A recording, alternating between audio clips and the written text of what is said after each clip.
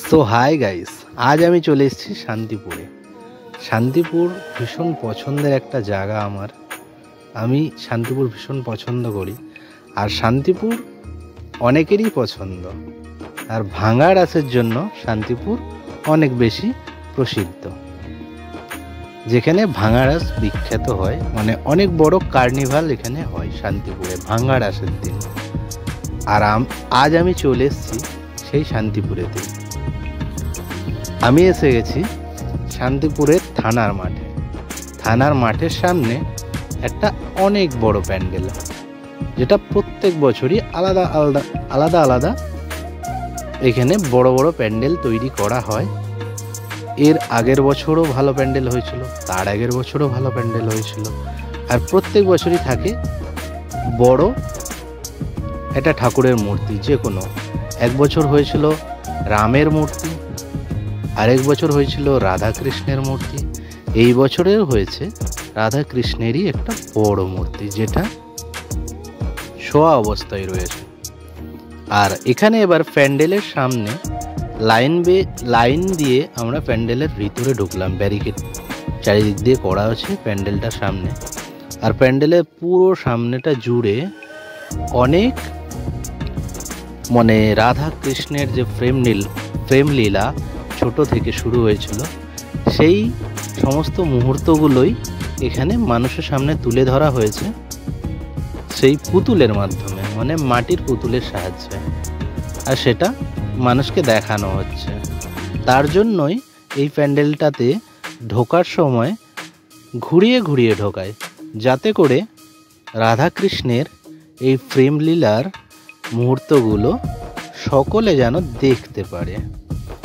আর সকলে পুরো এই সিনারিগুলো দেখার পরে তারপরে গিয়ে প্যান্ডেলের সামনে ঢুকবে। এটা প্রত্যেক বছরই থাকে, তাই এবছরেও আছে। আর আমি এটা নিয়ে 3 বছর ধরে এখানকার রাস দেখছি। আমার ভীষণ ভালো লাগে, ভীষণ পছন্দের একটা জায়গা শান্তিপুর। আর শান্তিপুরের ভাঙা রাসটা আমি একবারও দেখিনি। শান্তিপুরে অনেক ঘোরার জায়গাও রয়েছে এমনি রাস ছাড়াও। আর শান্তিপুরের যে মা কালীর দীপাবলিতেও কিন্তু পুজোটা, মা কালীর যে পুজো হয় সেটাও কিন্তু বিখ্যাত। একটা বড় কার্নিভাল বের হয়, যেটা অনেক বেশি বিখ্যাত। আর আজ আমি চলে এসেছি রাস দেখতে।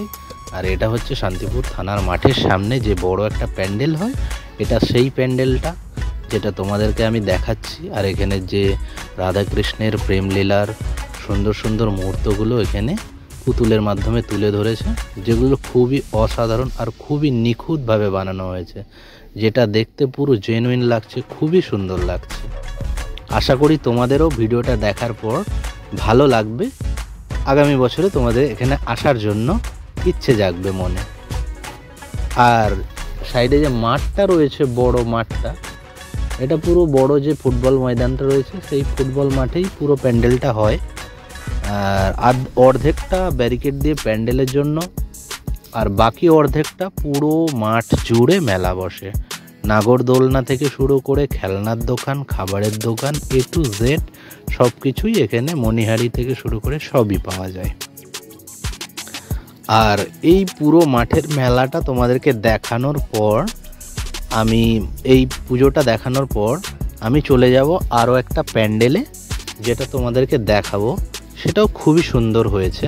সেটা শান্তিপুরের ভিতরে যেতে হবে, অনেকটাই ভিতরে যেতে হবে, কারণ আজকে কার্নিভাল শান্তিপুরের সেই ভাঙা রাসটা, যার কারণে আমাকে একটু ঘুরে ঘুরে যেতে হচ্ছে। তাই ভিতরের দিকে একটা প্যান্ডেল তোমাদেরকে দেখাবো আজকে আমি। এটা পুরোটা দেখে কভার করে নাও, তারপরে তোমাদেরকে দেখাবো। আর এখানকার যে ঠাকুরটা হয়েছে প্রত্যেকবারই কিন্তু খুবই সুন্দর হয়। আর সম্ভবত এটা কৃষ্ণনগরের কারিগরেই এখানকার ঠাকুর বানায়। আর ঠাকুরটা ভীষণ সুন্দর বানানো হয়, প্রচুর বড় চালি থাকে। আর রাধা কৃষ্ণের যে মূর্তিটা খুব সুন্দর করে বানায়। আমার তো ভীষণ সুন্দর লাগে এই রাধা কৃষ্ণের এখানে যে মূর্তিটা বানানো হয়, মানে অনেকটা বড়, তার সখীরাও থাকে, অনেক ধরনের ঠাকুর থাকে, যেটা ভীষণ দেখতে সুন্দর লাগে। মানে প্রথমে প্যান্ডেলে ঢুকেই সামনেটা খুব সুন্দর করে সাজানো থাকে, সেখানে ঠাকুর থাকে না, কিন্তু তার ঠিক পিছনেই ঠাকুরের মন্দিরটা থাকে।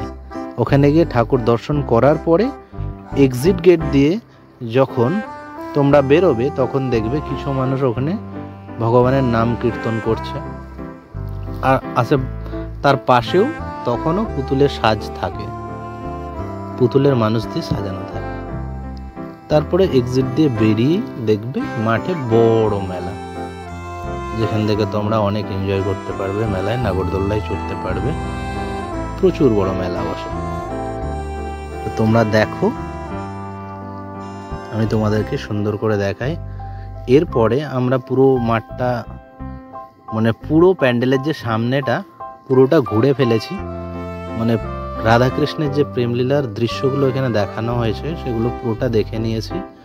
এইবার আমরা প্যান্ডেলে প্রবেশ করব আর তোমাদেরকে দেখাবো ঠাকুরটা কতটা সুন্দর হয়েছে। তোমরা দেখে জাস্ট মুগ্ধ হয়ে যাবে, এত সুন্দর ঠাকুর হয়েছে, ভীষণ সুন্দর। তো চলো প্যান্ডেলের ভিতরের দিকে যাওয়া যাক, আর ভিতরে গিয়ে তোমাদেরকে দেখাই ঠাকুরটা কতটা সুন্দর হয়েছে। এখানে যে মন্দিরটা বানানো হয়েছে সেটা হচ্ছে অক্ষরধাম।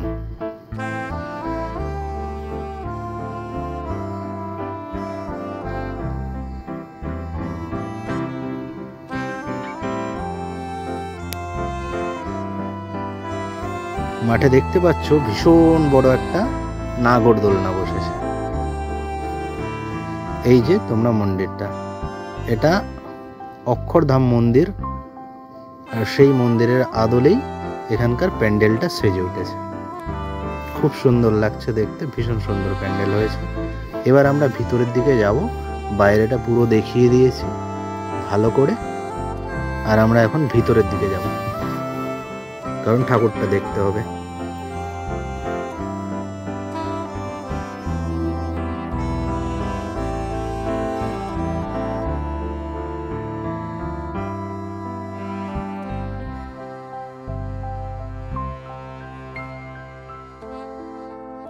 এই যে গেটটা দেখছো, এই গেটের মধ্যে দিয়ে আমরা ঢুকবো, আর ভিতরে গিয়ে দেখবো কি আছে, মানে কি সাজিয়েছে প্যান্ডেলটাতে। তো এখান থেকে দেখা যাচ্ছে একটা বড় নারায়ণ মূর্তি রয়েছে, আর প্যান্ডেলের চারিদিকটা খুব সুন্দর করে সাজিয়েছে। মানে বুদ্ধদেবের বিভিন্ন ধরনের মূর্তি দিয়ে প্যান্ডেলটা সেজে উঠেছে। তো বৌদ্ধ ধর্মের যে ইয়েটা থাকে এখানে সেটাই তুলে ধরেছে, ভীষণ সুন্দর লাগছে, মানে প্যান্ডেলটা খুব সুন্দর লাগছে। এইখানে কিন্তু ঠাকুর নেই, এই প্যান্ডেলটার পিছনে এই যে সাইড দিয়ে গেটটা দেখছো, এইখান দিয়ে তোমরা প্রবেশ করে যাবে, আর তারপরেই ঠাকুর দর্শন হবে।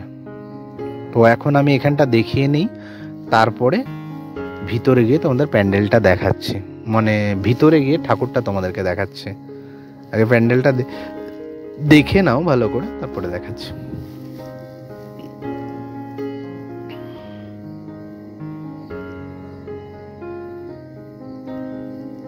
এই যে দেখতে পাচ্ছ উপরের দিকে দু তিনটে বড় ঝাড় রয়েছে, মানে খুব সুন্দর লাগছে। উপরটাও খুব সুন্দর করে সাজিয়েছে, পুরো অক্ষরধামের যে মন্দির সেইভাবেই সেজে উঠেছে মন্দির, এই প্যান্ডেলটা তার জন্য আরো বেশি সুন্দর লাগছে। সাইডে যে মূর্তিগুলো রয়েছে তার কারণে ভীষণ সুন্দর লাগছে।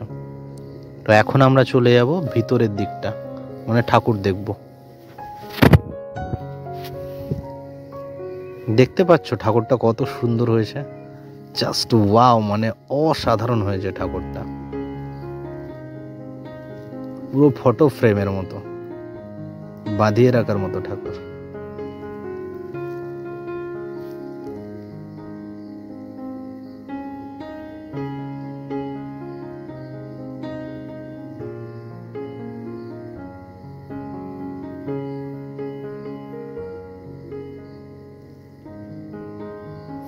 এখন আমরা চলে এসেছি আরও শান্তিপুরের ভিতরে আরও একটা প্যান্ডেল। এই প্যান্ডেলটা অনেকটাই বড় করেছে, আর এখানে প্রত্যেক বছরই খুব ভালো ভালো প্যান্ডেল করে। এর আগের বছরেও আমি এসেছি, তার আগের বছরেও আমি এসেছি, আর এই বছরেও এসেছি। প্রথমেই দেখতে পাচ্ছ একটা বড় শিব মূর্তি রয়েছে, শিব ঠাকুরের মূর্তি রয়েছে, আর সামনে ট্রফিগুলো রয়েছে, এগুলো এরা জিতেছে প্যান্ডেলের যে কম্পিটিশানে না, এরা প্রত্যেক বছরের কম্পিটিশানে কিন্তু প্রাইজ পায়, আর সেই প্রাইজগুলোই কিন্তু সামনে রাখা রয়েছে। কারণ এখানে প্রত্যেক বছরই খুব বড় করে প্যান্ডেল হয় আর ভালো সাজায় প্যান্ডেলগুলো, আর এই বছরের প্যান্ডেলটাও খুব সুন্দর হয়েছে। তো এখন আমরা প্যান্ডেলের ভিতরে প্রবেশ করব, ভিতরটা কিভাবে সেজে উঠেছে সেটা দেখব, তোমাদেরকেও দেখাবো। তো চলো ভিতরের দিকে যাওয়া যাক। সম্ভবত এটা দেখতে পাচ্ছ তোমরা নিশ্চয়ই বুঝতে পারছো প্যান্ডেলটা কি দিয়ে বানানো হয়েছে। প্যান্ডেলটা কাঠের পুতুল দিয়ে সেজে উঠেছে।